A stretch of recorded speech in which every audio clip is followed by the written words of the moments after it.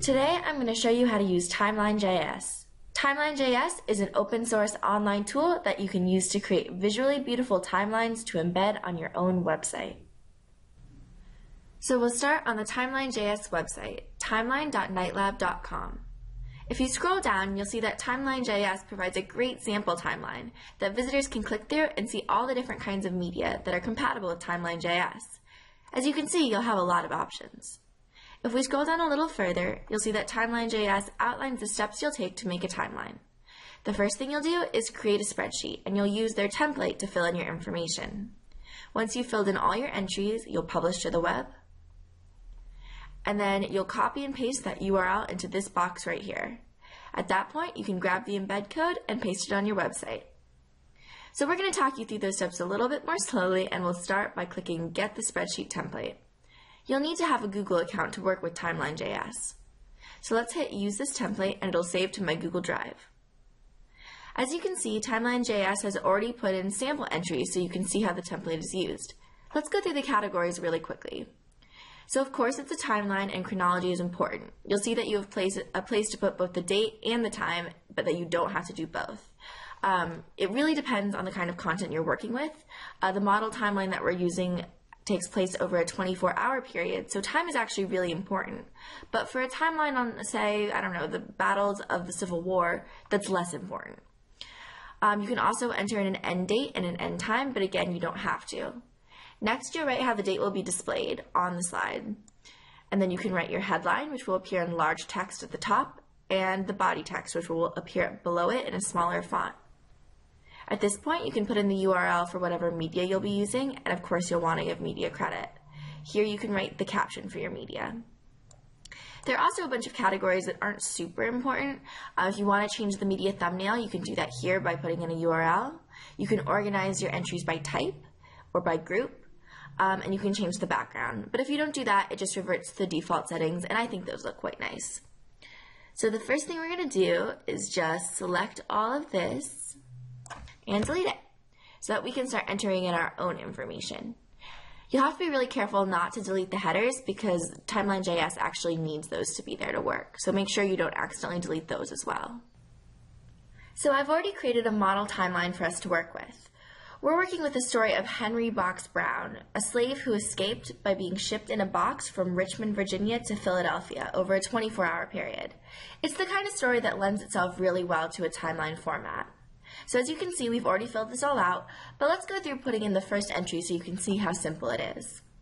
So we'll start with the date and time.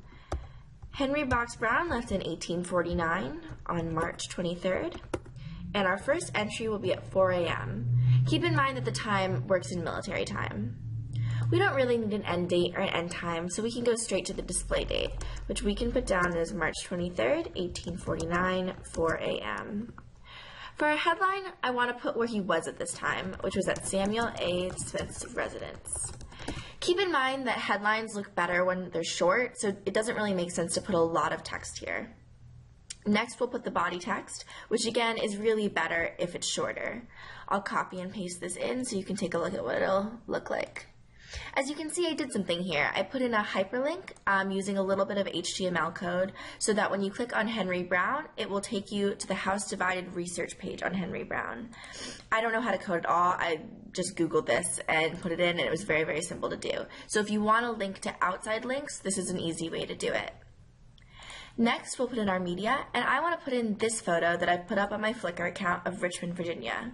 Keep in mind that Timeline.js looks best when you're using big pictures that are high definition, so you want to make sure you have good quality media. It really will make a difference for how your timeline will look. Of course, we'll want to give media credit, and that photo is from the Library of Congress. And for our caption, I will go back and copy this from the model. There we go. I don't want to change the thumbnail or use really any of these groups, so that's how simple it is to put in your first entry. We'll go back to our model and copy and paste all of this in so that you can see what a finished timeline will look like. There we go. So as you can see, we have 11 entries, so that means we will have 11 slides on our finished timeline. So once you're done, you'll go to File, Publish to the Web, publish, and then hit OK. So now it gives you this URL. We'll copy this and then go back to the Timeline.js website. If we scroll down, we'll find that box that we were talking about earlier, and I'll paste it right in there. At this point, you can adjust the width or the height. There are also all kinds of optional settings for you to customize your timeline in a different way by changing the language, the font. You can make it start at the end. There's really a bunch of options. But we're going to leave that alone, and if we wanted to just put this straight on our website, we could just grab this embed code. But let's click Get Link to Preview so we can see what it'll look like in a new tab. And there we go. Here's our first slide. So as you can see, here's the image that we picked. It's in really high resolution and looking really good. Our headline and body text are looking good. Here's the link that I've created. If we click on it, it'll take us to the House Divided research page for Henry Box Brown, which is really nice. We can click through here and see that everything's looking really good. What's really nice is Timeline.js adjusts this little ticker at the bottom to be in hour increments, which really makes a lot of sense. And that's how easy it is to create a timeline using Timeline.js. If I was to embed on my website, I'd go back and copy this code.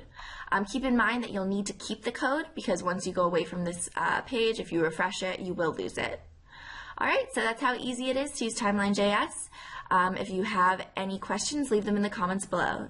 Thanks for watching.